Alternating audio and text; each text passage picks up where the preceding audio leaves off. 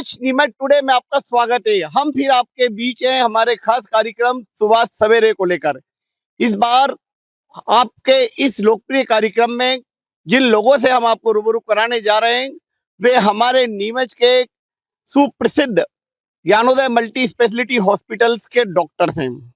और आपको जैसा कि पता है कि करीब साल भर पहले जब ज्ञानोदय मल्टी स्पेशलिटी हॉस्पिटल शुरू हुआ था, तो हमारे नीमच जिले को और आसपास के इस मालवा मेवाड़ के अंचल को एक बड़ी सौगात मिली थी। पहले नीमच से कोई भी मरीज किसी भी अस्पताल जाता था तो उसे रेफर थमा दिया जाता था। नीमच से इलाज के लिए इंदौर और उदयपुर की दौड़ लगाना पड़ती थी। लेकिन जब से ज्ञानोदय मल्टी स्पेशलिटी हॉस्पिटल आया है, तब से इंदौर उदयपुर की दौड़ खत्म हो गई है और यहीं नीमच में इलाज हो रहा है, लोग स्वस्थ हो रहे हैं। आज हमारे बीच है ज्ञानोदय मल्टी स्पेशलिटी हॉस्पिटल के 5 विशेषज्ञ, विभिन्न क्षेत्रों के जो डॉक्टर्स हैं, जिनकी हर क्षेत्र में अपनी विशेषताएं, वे हमारे बीच है। उनसे चर्चा करेंगे कि Gyanodaya multi speciality hospital Neemuch को और क्या सौगात देने जा रहा है और चिकित्सा क्षेत्र में किस तरह से आगे बढ़ रहा है। तो हम सबसे पहले डॉक्टरों से परिचय प्राप्त करेंगे। जी सर, आपका शुभ नाम बताइए और परिचय दीजिए सर। सभी दर्शकों को मेरा नमस्कार। जी। मैं डॉक्टर अतुल पाटीदार मंदसौर मंदसौर डिस्ट्रिक्ट के ही विलेज गुराड़ी देदा से हूँ। जी। मैंने एमबीबीएस किया है, उसके बाद एमडी एनेस्थीसिया किया है और जी। मैंने डीएम किया है क्रिटिकल केयर मेडिसिन में। जी। धन्यवाद। ठीक ठीक सर, आप। नमस्कार। मेरा नाम डॉक्टर सुरेश कुमावत है। जी। मैं जयपुर से बिलोंग करता हूँ जी। और मैंने एमसीएच न्यूरो सर्जरी में एसएमएस मेडिकल कॉलेज जयपुर से प्रशिक्षण प्राप्त किया है। उसके पश्चात वहाँ पे 2 साल कार्य करने के पश्चात यहाँ पे मैं कार्यरत हूँ। जी जी, बहुत बढ़िया। हमारे बीच हैं ज्ञानोदय मल्टी स्पेशलिटी हॉस्पिटल के CEO sir sir Atul Shukla ji. मैं जैसे जी नमस्ते, मेरा नाम दुष्यंत शुक्ला है। मैं जयपुर से हूं और ज्ञानोदय मल्टी स्पेशलिटी हॉस्पिटल को हम नई ऊंचाइयों पे आपके सहयोग से ले जाएंगे। धन्यवाद। जी सर। कोई दिक्कत नहीं। नमस्कार, मेरा नाम डॉक्टर धर्मपाल भाटिया है। मैं बेसिकली हनुमानगढ़ राजस्थान से हूँ और मेरी एजुकेशन है वो एमएस ऑर्थोपेडिक्स एम्स भोपाल से हुई है। और एमएस ऑर्थोपेडिक्स करने के बाद में मैंने 3 साल वहीं एम्स भोपाल में काम किया है। उसके बाद मैं अभी अपनी सेवाएं देने के लिए यहाँ पे नीमच ज्ञानोदय हॉस्पिटल में मल्टी स्पेशलिटी हॉस्पिटल में आया हूँ। हमारे बीच एक और डॉक्टर हैं, आइए उनसे परिचय प्राप्त करें। नमस्कार दर्शकों, मेरा नाम डॉक्टर कौशलेंद्र वेगड़ है। मैं बड़ौदा से हूँ और मेरा एमएस जनरल सर्जन हूँ और मैंने जनरल सर्जरी बड़ौदा से ही किया है। उसके बाद मैंने 5-6 साल वहीं पे काम किया था। उसके बाद मैंने 1-2 साल अलग दूसरे ट्रस्ट अस्पताल में भी काम किया था और उसके बाद पिछले 1.5 साल से मैं यहाँ पे ही ज्ञानोदय अस्पताल में ही मेरे सेवाएं प्रदान कर रहा हूँ। धन्यवाद। तो हमने डॉक्टरों का परिचय प्राप्त किया। जैसा कि आप सभी को मालूम है कि ज्ञानोदय निरंतर आगे बढ़ता जा रहा है। ज्ञानोदय शिक्षण समूह हमारे इस नीमच शहर से शुरू हुआ था। मुझे ध्यान है कि चूड़ी गली के 2 कमरों से एक स्कूल की स्थापना हुई और आज ज्ञानोदय यूनिवर्सिटी बन चुका है। कई कॉलेज ज्ञानोदय यूनिवर्सिटी द्वारा संचालित हैं और उसके बाद शिक्षा के बाद चिकित्सा क्षेत्र में एक बड़ी सौगात ज्ञानोदय समूह ने दी है और एक मल्टी स्पेशलिटी हॉस्पिटल हमारे बीच मौजूद है, जहां हजारों लोगों का इलाज होता है। सबसे बड़ी खासियत यह है कि हर योजना का लाभ वहां पर चिकित्सकों मरीजों को मिल रहा है। तो हमारे बीच हैं ज्ञानोदय के CEO Shri Dushyant Shukla sir. Sir, आप बताइए ज्ञानोदय के संबंध में, ज्ञानोदय मल्टी स्पेशलिटी हॉस्पिटल में क्या क्या सुविधा है। सर, ज्ञानोदय हॉस्पिटल की स्थापना 1.5 वर्ष पूर्व हुई थी और उसके बाद ज्ञानोदय हॉस्पिटल लगातार आगे अच्छी चिकित्सा सेवा नीमच प्रदेश को दे रहा है। फिलहाल अभी ज्ञानोदय मल्टी स्पेशलिटी हॉस्पिटल में हमारे पास 1.25 लाख स्क्वायर फुट का एरिया है, जिसमें NABH एक्रीडिएटेड हॉस्पिटल बना है। यहाँ पे हमारे पास पूरे देश से विशेषज्ञों की टीम है, जैसा कि अभी सभी डॉक्टर्स ने अपना इंट्रोडक्शन दिया। और हम अब इस ज्ञानोदय हॉस्पिटल को टर्सरी लेवल केयर सेंटर में ले जा रहे हैं, जहाँ पे अभी हमारे पास uro surgery, neuro surgery, general and laparoscopic surgery, ortho and spine surgery और आईसीयू में हम बहुत अच्छी क्रिटिकल केयर सेवाएं दे रहे हैं। जी जी। अच्छा, विभिन्न योजनाएं देता है, जैसे आयुष्मान योजना है, उसका लाभ भी अपने ज्ञानोदय के हॉस्पिटल द्वारा दिया जा रहा है। सर, हॉस्पिटल में जो चीजें आयुष्मान योजनाओं में कवर हो रही हैं उनका लाभ दिया जा रहा है, लेकिन बहुत सारी चीजें ऐसी हैं क्योंकि मेडिकल साइंस इतनी बड़ी है कि कई चीजें आयुष्मान योजना में कवर नहीं हो रही हैं, लेकिन उनका भी उपचार उचित दरों पे किया जा रहा है। ठीक ठीक सर, धन्यवाद सर। तो आप थे दुष्यंत शुक्ला सर, जो कि ज्ञानोदय के सीईओ हैं। हमारे बीच हैं भाटिया सर और डॉक्टर कुमावत। आइए जानते हैं कि एक्सीडेंट एंड ट्रॉमा सेंटर प्रारंभ करने का क्या लक्ष्य है सर। भाटिया सर। देखिए, एक्सीडेंट और ट्रॉमा सेंटर स्टार्ट करने के पीछे सरकार की भी बहुत बड़ी मंशा रही है और सरकार की भी यही मंशा रहती है कि आज जो हमारे समाज के अंदर जो मुख्य रीढ़ की हड्डी होती है, एक 20 से लेके 35-40 वर्ष तक का युवा होता है, जो पूरे परिवार का खर्चा वहन करता है। और आज देश के अंदर जो सबसे यंग जो मौतें होती है, जो सबसे अधिक मौतें होती है, वो होती है एक्सीडेंटल केसेस की वजह से। और मध्य प्रदेश का पूरे देश में तीसरे नंबर पर स्थान है फैटल डेथ की वजह जो होती है, जो फैटल डेथ होती है, वो मध्य प्रदेश का तीसरा स्थान है। और सरकार भी ये चाहती है कि मध्य प्रदेश के अंदर इस तरह का ट्रॉमा सेंटर और इस तरह का ट्रॉमा केयर डेवलप किया जाए, जिससे मध्य प्रदेश में होने वाली जो ये यंग मौतें हैं, जो एक्सीडेंट की वजह से अल्प समय में, अल्प आयु में ही जो परिवार का एक वहन करने वाला, खर्चा वहन करने वाला, पूरे ज़िंदगी भर उसको चलाने वाला परिवार को, वह बहुत जल्दी समय में चला जाता है। तो उसी को मद्देनज़र रखते हुए हमारे ज्ञानोदय मल्टी स्पेशलिटी हॉस्पिटल का भी यही मकसद रहा है कि अस्पताल में जो क्रोनिक डिजीज़ है, उसके साथ-साथ हम एक ऐसा सेंटर डेवलप करें, एक ट्रॉमा सेंटर डेवलप करें, जिससे इस अंचल के लोगों को एक ऐसी सुविधा मिले कि स्टार्टिंग के अंदर जो मरीजों के जो एक्सीडेंट केसेस होते हैं, जो आज यहाँ से अहमदाबाद जा रहे हैं, इंदौर जा रहे हैं, उदयपुर जा रहे हैं और वो यहाँ से वहाँ पहुँचने में अपना वक़्त ज़ाया कर देते हैं और वो वहाँ पहुँचते-पहुँचते 50% लोगों की मृत्यु हो जाती है। वह अगर हमारे यहाँ मल्टी स्पेशलिटी हॉस्पिटल में आते हैं, तो हमारे यहाँ पर इतनी स्पेशलिस्ट की टीम है, इतना इतना क्रिटिकल केयर अवेलेबल है कि वो तुरंत ही उनको उपचार दिया जाता है और तुरंत ही उनका इलाज करके उनकी जान बचाई जा सकती है। जी, जी। जैसा आपने बताया कि ट्रॉमा सेंटर और अपने जो एक्सीडेंट है, इसमें अगर मरीज अगर कहीं नीमच के आसपास 10, 15, 20 किलोमीटर में दुर्घटनाग्रस्त हो जाता है, उसकी स्थिति बड़ी गंभीर होती है, तो हॉस्पिटल पहुँचने पर कितनी देर में उसका इलाज शुरू हो जाता है? देखिए, हमारा जो रेफरल सिस्टम है, वो भी बहुत ही ज़्यादा एक्टिव है। अगर कोई पेशेंट एम्बुलेंस से हमारे पास आ रहा है, तो वो वहीं से हमारे पास में इन्फॉर्मेशन आ जाती है कि ये पेशेंट अभी तुरंत एक्सीडेंटल केस है और ये ज्ञानोदय मल्टी स्पेशलिटी हॉस्पिटल में आ रहा है। उस वक़्त हमारा पूरा सिस्टम होता है, वो अलर्ट पे चला जाता है। हमारे जो डॉक्टर्स होते हैं, वो तुरंत अवेलेबल रहते हैं, 24 घंटे अवेलेबल रहते हैं। हमारा जो स्टाफ है, हमारा ट्रॉली वाले स्टाफ है, जो ड्रग्स का है, सभी जो सुविधाएँ हैं, वो बिल्कुल अलर्ट मोड पे चली जाती है और जैसे ही पेशेंट अस्पताल में एंटर करता है, तुरंत उसको इमरजेंसी रूम में लिया जाता है, उसके वाइटल्स देखे जाते हैं, उसको जो भी प्राइमरी केयर दिया जाता है, वो किया जाता है। अगर ऑपरेशन की आवश्यकता होती है, अगर अर्जेंट सर्जरी, इमरजेंसी सर्जरी जिसे कहते हैं, उसकी आवश्यकता होती है, तो तुरंत फैसला लेके और मरीजों से संपर्क करके, बात करके, अटेंडेंट से बात करके और तुरंत से तुरंत इलाज के लिए हम त्वरित कार्रवाई करते हैं। ठीक सर, धन्यवाद। तो देखा गया है कि चिकित्सा के क्षेत्र में आईसीयू एक बहुत बड़ी अ, इमरजेंसी सेवा होती है और ज्ञानोदय में आईसीयू की क्या स्थिति है? हमारे बीच है अतुल सर, सर आप बताइए कि आईसीयू की क्या फैसिलिटी है? नमस्कार सर। तो जैसा कि दुष्यंत शुक्ला सर ने बताया है कि करीब 1.5 साल ज्ञानोदय मल्टी स्पेशलिटी हॉस्पिटल को शुरू हुए हो गया है और इस 1.5 साल में ही हमारे पास 15 बेडेड आईसीयू है और हर बेड पर हमारे पास मल्टी पैरा मॉनिटर है जिसमें कि हम हर पेशेंट का हार्ट रेट मॉनिटर करते हैं, उसके रेस्पिरेशन का दर और उसके ऑक्सीजन का लेवल हो गया, टेम्परेचर है, ये सब चीज़ हम मॉनिटर करते हैं ताकि कुछ भी ऊपर-नीचे हुआ अगर पेशेंट के वाइटल्स में तो हम उसको जल्दी पता कर पाएँ और उसको समय पर इलाज दे सकें। और इसके अलावा हमारे पास वेंटिलेटर की सुविधा उपलब्ध है, हमारे पास जो पेशेंट्स कार्डियक अरेस्ट में आते हैं, जिनका हार्ट काम नहीं करता है, उनके लिए डिफिब्रिलेटर की व्यवस्था है और डायलिसिस मशीन्स हमारे पास है, जिनका किडनी डिस्फंक्शन हो जाता है। जी। अच्छा, ये देखा गया है कि हमारे यहाँ पे क्या आजकल हार्ट की बीमारी बहुत ज़्यादा है। हार्ट अटैक से लोग मर रहे हैं, कई यंग्स मर रहे हैं और कोरोना के बाद ये बीमारी एकदम से बढ़ी है। तो अगर नीमच में अगर कार्डियो अरेस्ट की स्थिति रहती है तो उसकी क्या सुविधा है या अभी अपन उसको लाना चाह रहे हैं, क्या है? इसमें ये है कि कार्डियक अरेस्ट अगर किसी को पेशेंट को अगर होता है, उसमें सिम्पटम्स सबसे पहले जो दर्शकों को मैं बताना चाहता हूँ कि सबसे पहले उसको लेफ्ट साइडेड चेस्ट पेन रहेगा, उसको साँस लेने में दिक्कत होगी।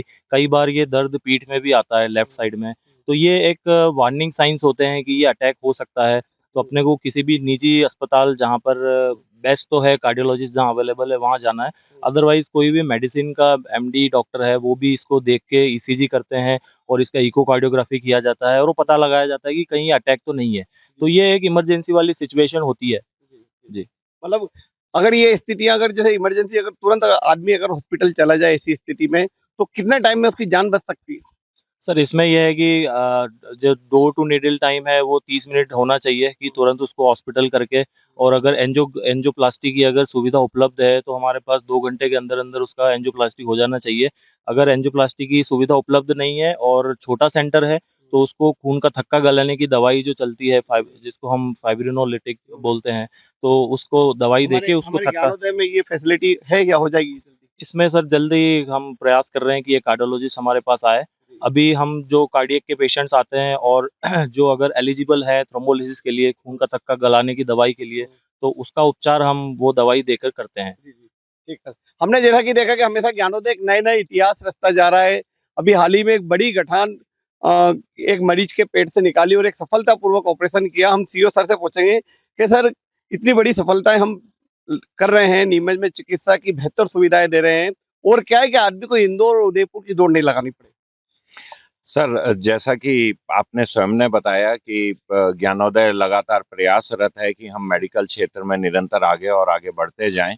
तो अभी हमारे पास बहुत विशाल टीम है, बहुत विशेषज्ञों की, चिकित्सकों की, जो अपने-अपने क्षेत्र में महारथी हैं और सेवाएँ दे रहे हैं। आने वाले समय में हम जैसा कि अतुल सर ने बताया है कि आने वाले समय में हम कार्डियोलॉजी डिपार्टमेंट शुरू करने जा रहे हैं और भविष्य में जो किडनी रोग से ग्रसित लोग हैं उनके लिए अच्छे से अच्छा डायलिसिस सेंटर और डेवलप करने जा रहे हैं।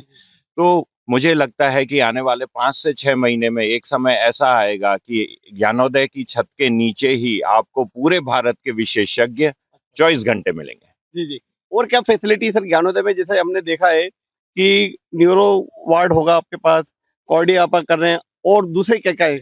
सर, हमारे पास ज्ञानोदय में 8 बेड की डायलिसिस यूनिट है, 10 बेड का जो नियोनेट्स होते हैं, जो बच्चे जन्म के समय ही बहुत कमज़ोर होते हैं, उनके लिए 10 बेड का हमारे पास एनआईसीयू अलग से है, 15 बेड की हमारे पास डेडिकेटेड आईसीयू है।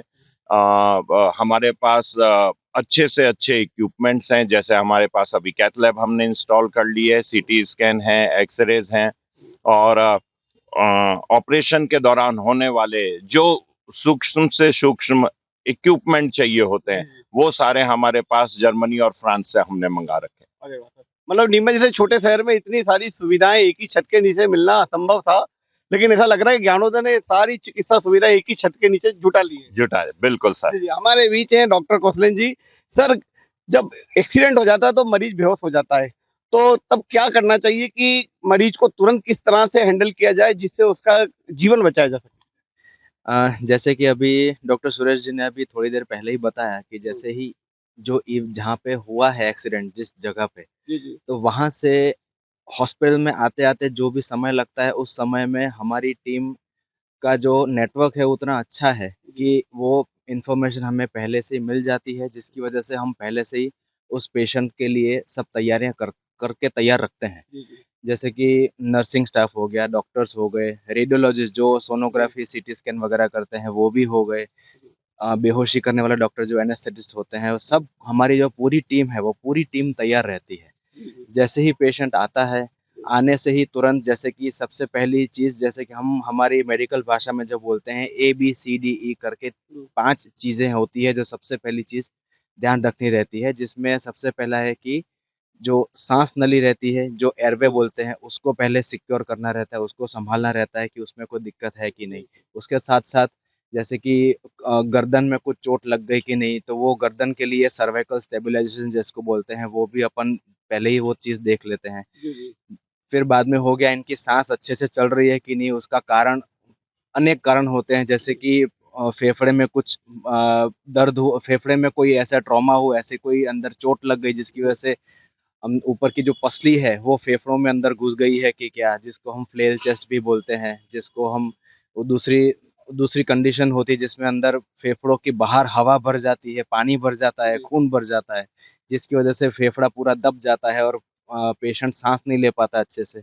तो ये सब चीजें होती है जिसमें हम पूरा एक्टिवली उस चीज को फोकस करके उसके ऊपर बहुत ध्यान दे के काम करते हैं। रही बात फिर बाद में, जैसे रीढ़ की हड्डी की हो गई, रीढ़ की हड्डी में भी कई बार ऐसा होता है कि बाकी सब चीज़ों में देखते-देखते रीढ़ की हड्डी होती है वो मिस आउट हो जाती है। तो उसको भी उतना ही ध्यान देख के उसको भी, क्योंकि रीढ़ की हड्डी बाकी के पूरे शरीर की सब नसों को भी सप्लाई जाता है रीढ़ की हड्डी में से। तो उसमें जिसके अंदर स्पाइनल कॉर्ड होता है। तो ये भी चीज़ें हैं। बाकी जो बहुत इम्पोर्टेंट चीज़ दूसरी एक है जो है वो पेट। पेट के अंदर अपने लिवर है, तिल्ली है, बाकी की आंतें हैं, वहाँ पे भी काफ़ी सारी चीज़ें होती हैं। जब भी हम इमरजेंसी में एक्सीडेंट होता है तब एक गंभीर चोट लगती है जिसको हम ब्लंट ट्रॉमा कहते हैं, जिसमें वो चोट स्टार्टिंग में दिखे ना दिखे, हो सकता है थोड़ी देर बाद उसकी जो भी अंदर तकलीफ़ें पेशेंट को जब आएगा इमरजेंसी में तब ना दिखे, उसके बाद दिखे। बहुत सारी मतलब जो चोटें अंदरूनी उसका पता जब हॉस्पिटल पहुंच जाता है तब मालूम पड़ता है। हाँ।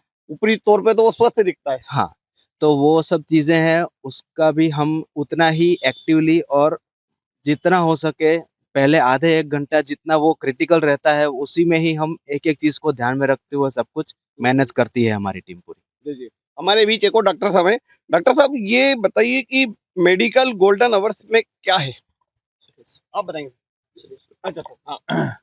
देखिए ऐसा है कि जो मेडिकल में गोल्डन आवर का जो तात्पर्य है वो बहुत ही इम्पोर्टेंट है और वो इसलिए इजाद हुआ है कि जो ट्रॉमा के जो केसेस होते हैं, जितने भी एक्सीडेंटल केसेस होते हैं, उनमें शुरुआत का जो कुछ घंटे होते हैं, कुछ आपने है ना एक बहुत ही साधारण भाषा में मैं बताऊँ आपको, आपने सभी दर्शकों ने शायद पुरानी समय में मूवीज़ देखी होगी, पिक्चर देखते होंगे। तो जैसे ही हम किसी मरीज को एक्सीडेंटल केसेस को अस्पताल लेके जाते थे, तो डॉक्टर बोलता था, "अगर आप आधा घंटा पहले आए होते, तो शायद हम मरीज की जान बचा लेते।" सही बात। वो वही गोल्डन आवर है, वही गोल्डन आवर है, जो एक आम भाषा में जो डॉक्टर कहा करता था कि अगर मरीज को आधा घंटा पहले ले आते या कुछ समय पहले ले आते, तो हम मरीज की जान बचा लेते। जी, जी। ये वही गोल्डन आवर है, जो एक्सीडेंट के होते ही, जो पेशेंट के एक्सीडेंट होता है और वो शुरुआत के अंदर पेशेंट के अंदर वह चीज़ें शरीर की शारीरिक जो फिजियोलॉजी होती है, उसको हम चेंज होने से बचाया जा सकता है, उसको त्वरित रूप से उसको ठीक किया जा सकता है, उससे पेशेंट की मरने की संभावनाएँ बहुत ज़्यादा कम हो जाती है, ज़्यादा दिनों तक भर्ती रहने की संभावनाएँ कम हो जाती है, मरीज के अस्पताल आईसीयू में रहने की संभावनाएँ कम हो जाती है और मरीज को ज़िंदगी भर के लिए अपाहिज होने से बचाया जा सकता है। जी, जी। तो वो गोल्डन आवर का बहुत ज़्यादा इम्पोर्टेंस है, ये तभी इम्पोर्टेंट रहता है जब मरीज को तुरंत बहुत जल्दी समय में ऐसे सेंटर पे लाया जा सके जहाँ पर ये सभी सुविधाएँ उपलब्ध हों। एक्सीडेंट के बाद क्या सावधानी रखनी चाहिए मरीजों को और या जो उनके अवेयरनेस करने वाले जो पेरेंट्स हैं? जी, डॉक्टर हाँ, हाँ, डॉक्टर। सर सबसे पहले हमें ये समझना चाहिए कि एक्सीडेंट, रोड ट्रैफिक एक्सीडेंट होने के कारण, प्रमुख जी। कारण क्या-क्या हैं, ताकि हम उनका ध्यान रख के हम एक्सीडेंट से सबसे पहले बच सकें। जी, जी। तो प्रमुख कारणों के अंदर आते हैं, सबसे पहला तो कारण है शराब या फिर कोई नशीली पदार्थ का सेवन करने के बाद में वाहन चलाना। इससे हमें वाहन चलाने में तो दिक्कत आती है, अपने लिए तो आती ही है, लेकिन सामने से जो लोग अपने सब ट्रैफिक नियमों का पालन करते हुए आ रहे हैं, हम उनके लिए भी खतरे का एक कारण बनते हैं। तो सबसे पहले इसको भी हमें अवॉइड करना चाहिए। अगर आप शराब या इन सब का सेवन करने के बाद में कभी भी कोई भी गाड़ी नहीं चलानी चाहिए। दूसरा आता है कि स्पीड, हम कई बार जल्दी में, कई बार क्या बहुत बार हम जो है स्पीड का ध्यान नहीं रखते हैं। रोड साइड पे सिग्नल लिखा होता है कि 60 की स्पीड है, लेकिन हम क्या करते हैं 60 को उल्टा करके 90 बना के और 90 की स्पीड के अंदर चलते हैं। उसका भी हमें ध्यान रखना चाहिए कि जिस रोड के ऊपर जितना स्पीड है, हमें वो अपर लिमिट होती है स्पीड की, हमें उससे अंडर रहकर ही अपना वाहन चलाना चाहिए। फिर दूसरी चीज़ आती है कि ट्रैफ़िक नियम। ट्रैफ़िक नियम हमारा स्टार्ट होता है कि कौन इंसान कोई भी टू व्हीलर या फोर व्हीलर चलाने की उसकी एक उचित उम्र क्या है, उसका वयस्कपन कब आता है उस चीज़ को चलाने के लिए, तो उसका हमें पालन करना चाहिए। छोटे बच्चे हैं, जो अभी-अभी मतलब जिनके हाइट बड़ी हो जाने से वो उसको चलाने के लायक नहीं हो जाते हैं। उनके दिमाग में भी उतनी समझ होनी चाहिए कि वो डिसीज़न ले पाएँ, अगर सामने से कोई व्हीकल आ रहा है, कुछ बैलेंस बिगड़ रहा है तो वो डिसीज़न ले पाएँ। तो एक जो उम्र है ट्रैफ़िक कोई भी टू व्हीलर, फोर व्हीलर चलाने की, वो लाइसेंस के आधार पे उसी का पालन करें। ट्रैफ़िक सिग्नल है, जैसे कि ग्रीन, रेड और येलो ये सिग्नल है, उन सबका समझें, पालन करें और उसके बाद में कुछ चीज़ें आती है कि कोई अपने जो आज के रोज़मर्रा काम के अंदर हम घर के परिवार के लिए ओवर ड्यूटीज़ करते हैं, जिसके बाद में हमें मानसिक थकान आती है, हमें नींद की कमी होती है, तो ऐसी कंडीशन के अंदर भी अगर हम वाहन चलाते हैं, तो भी हमारी दुर्घटना होने की संभावनाएँ बढ़ जाती है। फिर बाकी हम दूसरी और चीज़ें कि देखें कि अपने ट्रैक्टर ट्रॉली ये जो सामान होते हैं, ये ओवरलोडिंग होके जाते हैं, जैसे किसी के अंदर भूसा वगैरह भरा है, तो पूरी रोड कवर कर लेता है। हमें सामने से आने वाले व्हीकल का पता नहीं दिख चलता है, ओवरटेक करने की कोशिश करते हैं, तो उस कंडीशन में भी हमें एक्सीडेंट होने की संभावना होती है। तो हम जनरल लोगों से मैं यही कहना चाहता हूँ कि अपने जो ये ओवरलोडिंग की है, उसको तो हम थोड़ा-सा हम अपने हाथ में है, कम कर सकते ही हैं। फिर उसके बाद में हम बात करें कि और भी जैसे अपना रोड की कंडीशन है, कहीं पे रोड पे गड्ढे ज़्यादा हैं या रोड अच्छे से बनी हुई नहीं है या फिर कच्ची रोड है, वहाँ पे हम स्पीड कम करके ध्यान से चलें।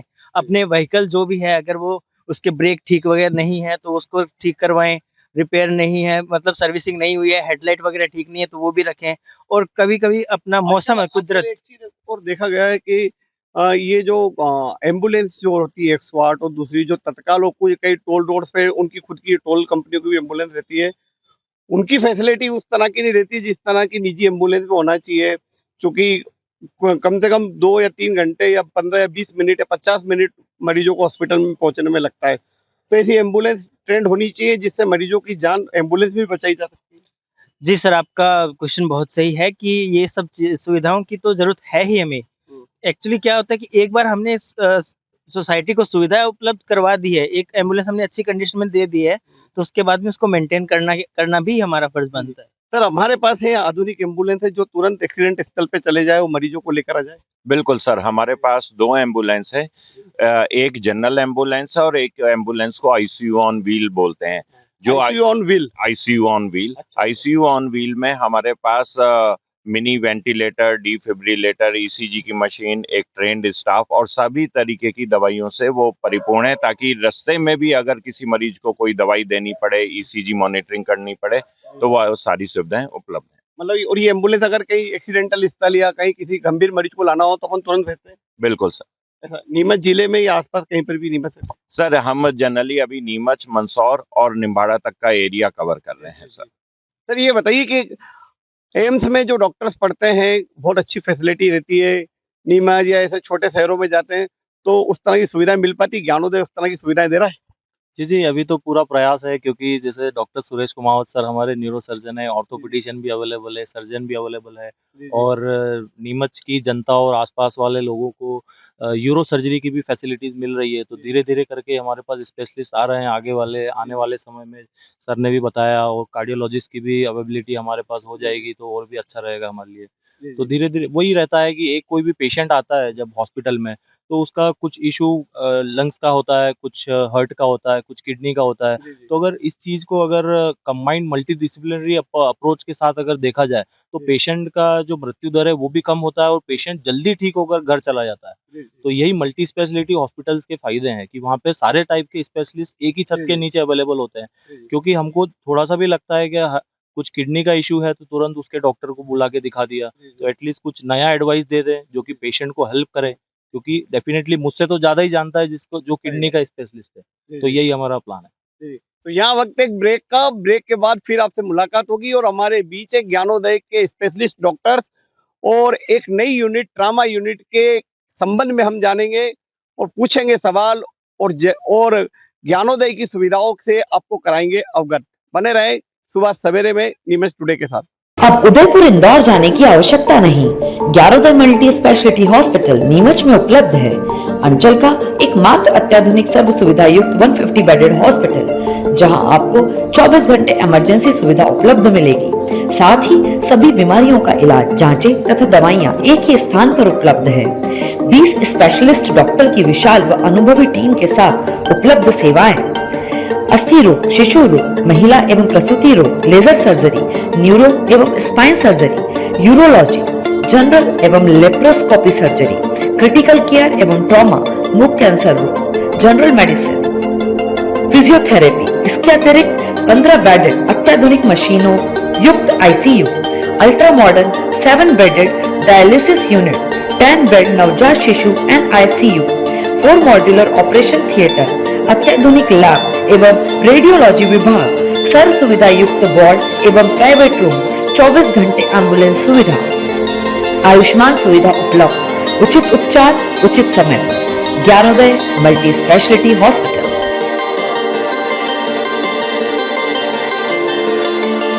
ब्रेक के बाद फिर आपका स्वागत है हमारे खास कार्यक्रम सुबह सवेरे में। हमारे बीच है ज्ञानोदय मल्टी स्पेशलिटी हॉस्पिटल के डॉक्टर्स जो बता रहे हैं जीवन को स्वस्थमय बनाने के तरीके, और साथ ही ज्ञानोदय हॉस्पिटल किस तरह से नीमच में चिकित्सा सुविधाएं दे रहे हैं।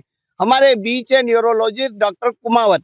सर, कुमावत साहब से हम जानेंगे, सर जीवन में हमने देखा है कि मस्तिष्क सबसे बड़ी महत्वपूर्ण चीज है शरीर की। अगर एक्सीडेंट होता है और उसमें अगर मस्तिष्क में कुछ प्रॉब्लम आ जाती है तो अब क्या करना चाहिए और कैसी स्थिति में हॉस्पिटल पहुंचकर तुरंत क्या उपाय जुटाने चाहिए? देखिए, ऐसा है कि जो न्यूरो सर्जरी का न्यूरो का जो सबसे ज़रूरी जो काम है, वो जो सबसे महत्वपूर्ण काम है, वो है ट्रॉमा केयर देना।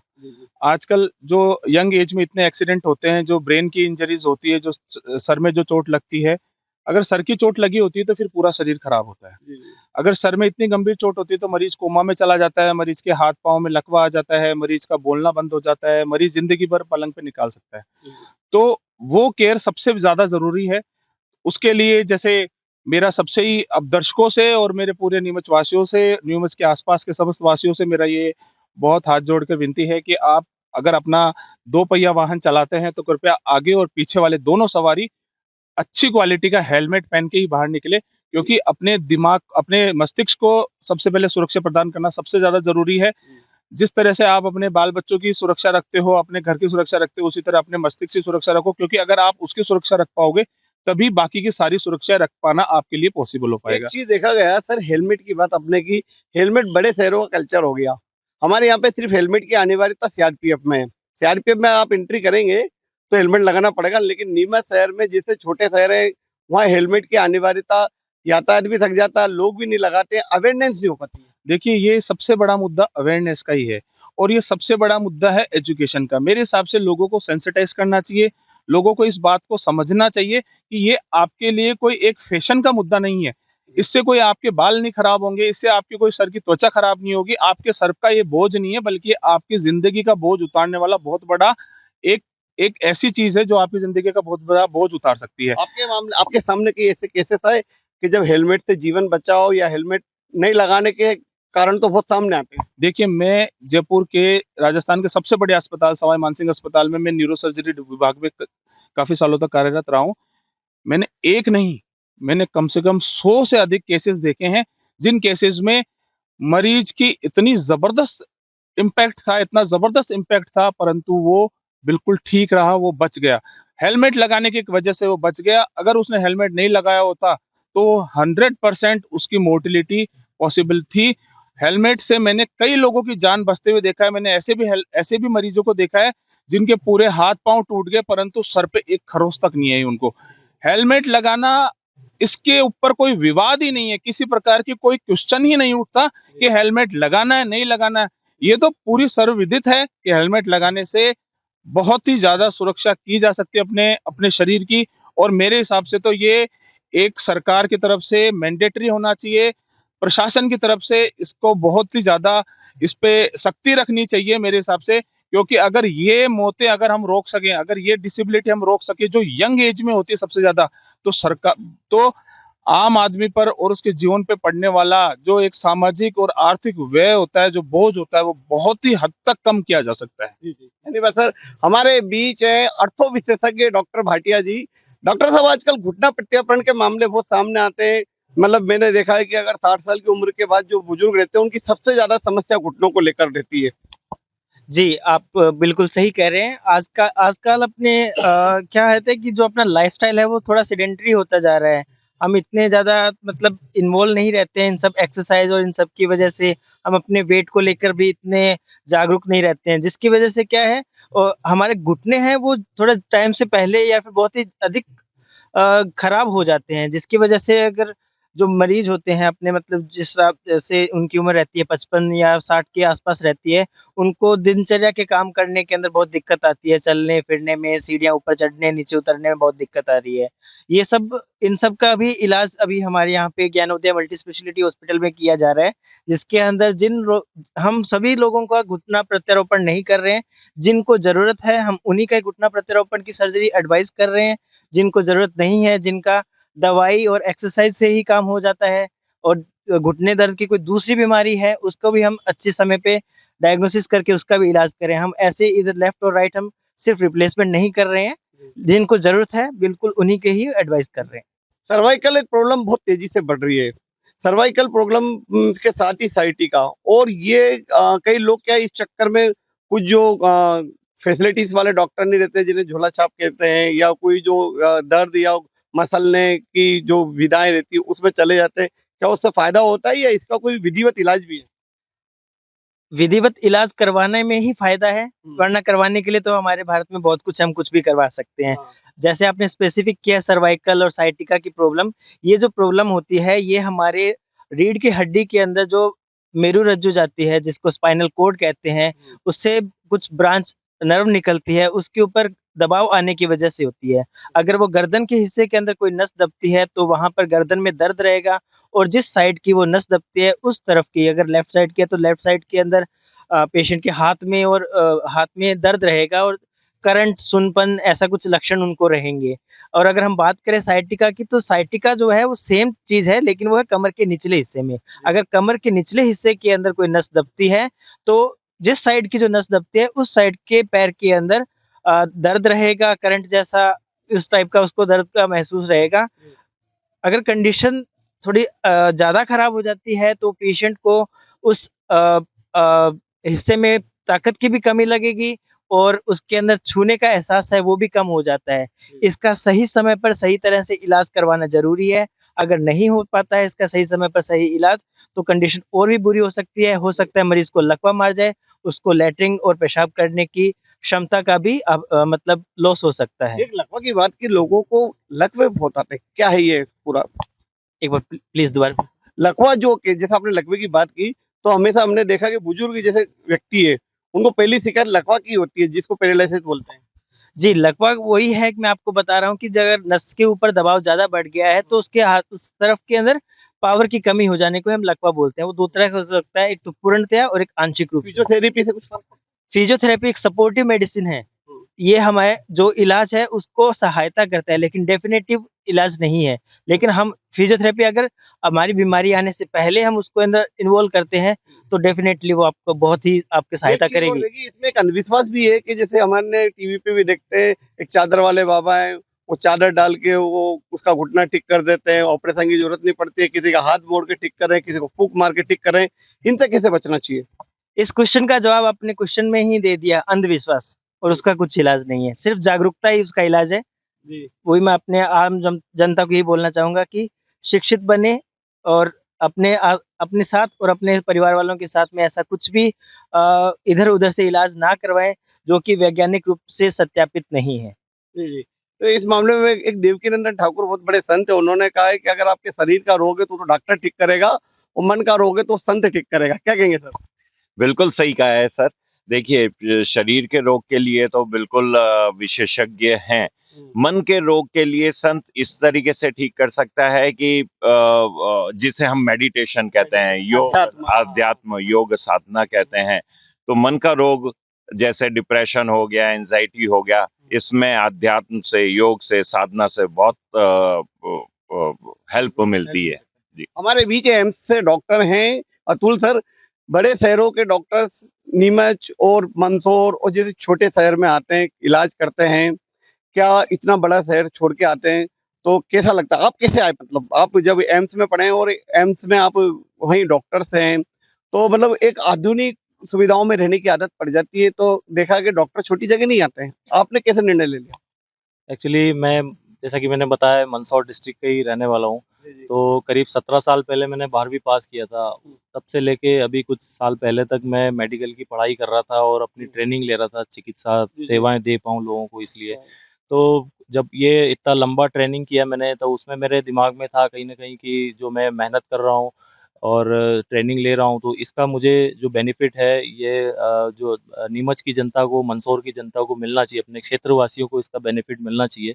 दूसरा ये था कि जो बड़ी-बड़ी सिटीज़ हैं, जैसे दिल्ली, बॉम्बे या फिर नीमच के आस-पास की सिटीज़ की भी बात करें, जैसे इंदौर, भोपाल, अहमदाबाद, उदयपुर, इनके अंदर स्पेशलिस्ट की कोई कमी नहीं है। वहाँ पे अगर कोई पेशेंट जाता है, इवन गंभीर मरीज़ भी जाता है, तो उसका इलाज अच्छे से हो जाता है। दिक्कत छोटे शहरों में आती है, जैसे नीमच, मंदसौर में डॉक्टर्स की तो कमी अभी नहीं है, डॉक्टर्स तो काफ़ी हैं, लेकिन स्पेशलिस्ट की अभी भी कमी बनी हुई है। तो जब भी कोई मरीज़ गंभीर होता है, तो उसको रेफ़र किया जाता है हायर सेंटर पे और ड्यूरिंग रेफ़र उसको जाने में 4 घंटे, 6 घंटे, 8 घंटे लगते हैं, तब तक मरीज़ की स्थिति और गंभीर हो जाती है। कई बार उसको परमानेंट डैमेज हो जाता है या फिर उसकी मृत्यु भी हो जाती है। तो मेरा ये मानना था कि अगर हम छोटे शहर में रह के अगर उस बीमारी को जल्दी अपन पकड़ पाएँ और उसका समय पे उचित उपचार दिया जाए, तो उसका जो मृत्यु दर है वो काफ़ी कम हो जाएगा। धन्यवाद सर। ज्ञानोदय हॉस्पिटल में हाल ही में 2 बड़े ऑपरेशन हुए और दोनों सफलतापूर्वक संपन्न हुए और ये एक चुनौतीपूर्ण ऑपरेशन थे जिसमें डॉक्टर कौशलेंद्र ने जिस तरह से ऑपरेशन किए उन्होंने कीर्तिमान रचाए। आइए, एक तो हर्निया का ऑपरेशन था और एक गठान का ऑपरेशन था, जो कि किसी बड़े शहर के बड़े हॉस्पिटल में संभव हो पाता, लेकिन यह नीमच के ज्ञानोदय हॉस्पिटल में संभव हो पाया है। डॉक्टर साहब, क्या ऑपरेशन थे हर्निया वाला, जो आज ही हमने अखबारों में पढ़ा, नीमच के आज मीडिया में सुर्खियां बना हुआ कि ज्ञानोदय हॉस्पिटल ने एक कीर्तिमान रचा है और एक हर्निया का सफल ऑपरेशन किया है।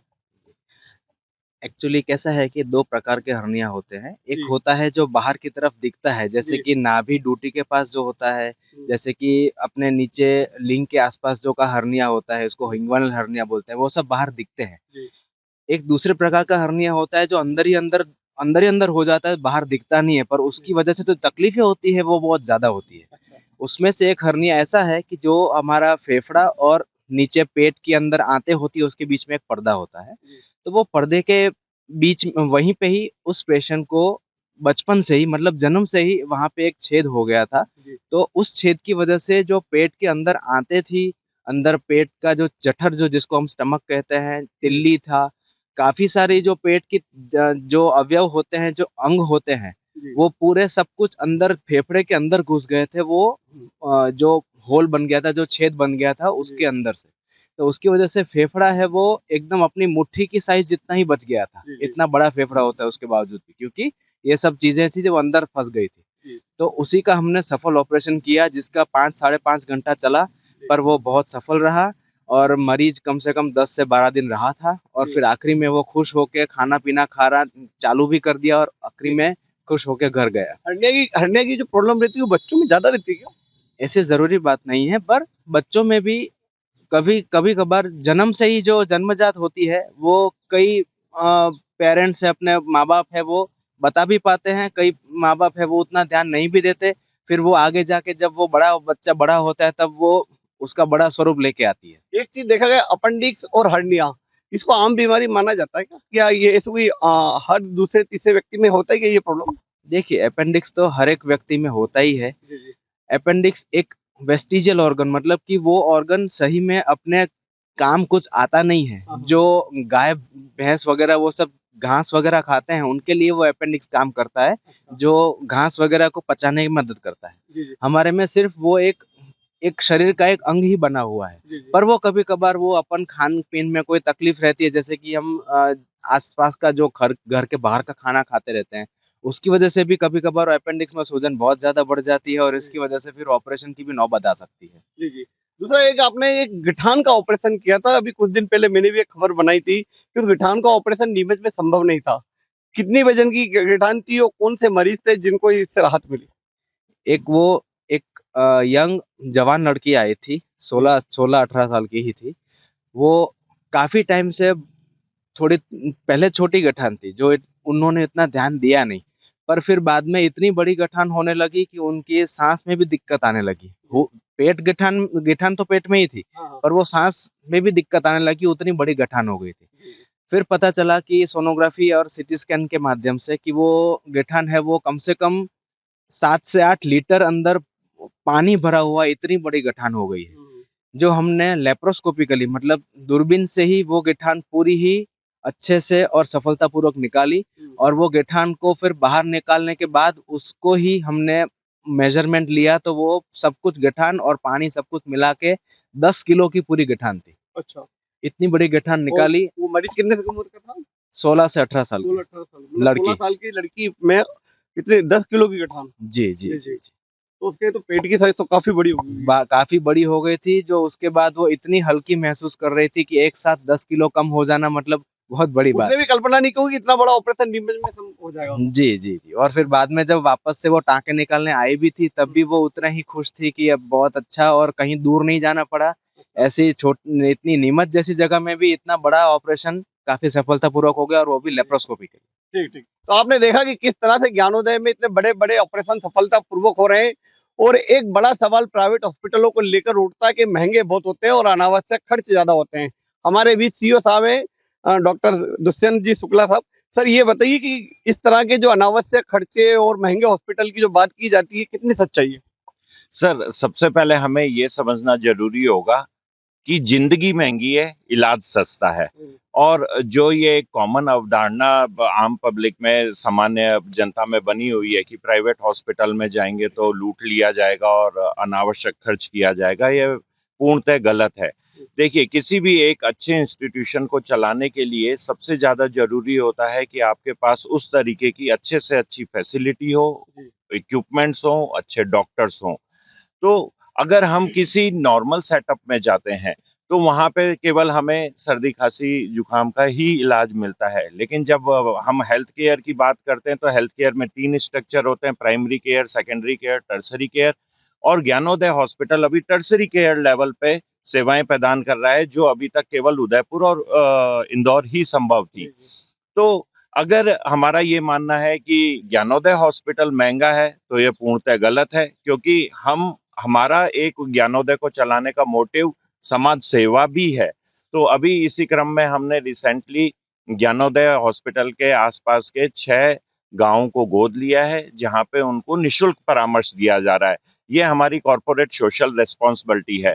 तो अगर कोई भी मरीज जो उदयपुर इंदौर जाके इलाज करा के आता है तो तुलनात्मक रूप से अगर देखें तो आधी कीमत में ही हम उन्हें अच्छे से अच्छा इलाज दे रहे हैं। तो मतलब ये जो महंगा और ये अनावश्यक जो बातें कही जा रही है वो अनर्थ है। और जहां भी देखा जाए अगर निजी हॉस्पिटलों पर एक ठप्पा ये हमेशा लगी जाता है कि यार महंगा है महंगा है महंगा है, लेकिन फैसिलिटी बहुत ज्यादा होती है। और अब तो आयुष्मान जैसी योजना आ गई जिनका लाभ उनको मिल रहा है। अब कौन कौन सी आयुष्मान में कवर्ड योजना कुछ बता पाएंगे आप? सर, आयुष्मान में जैसे कि ऑर्थोपेडिक की कुछ सर्जरियां कवर हैं, कुछ केसेस जो आईसीयूज के हैं वो कवर हैं। लेकिन जनरली दिक्कत क्या होती है सर, एक चीज हमें समझनी पड़ेगी कि जब हम टर्सरी केयर लेवल हॉस्पिटल में आते हैं तो हम मल्टीपल डिजीजेस एक साथ लेके आते हैं। तो कुछ बीमारियां तो आयुष्मान में कवर हो जाती हैं और कुछ नहीं हो पाती हैं। तो ये पूर्णतः मरीज को बताया जाता है और जहां तक जो बीमारियां आयुष्मान में कवर होती हैं उन सभी का इलाज किया जा रहा है।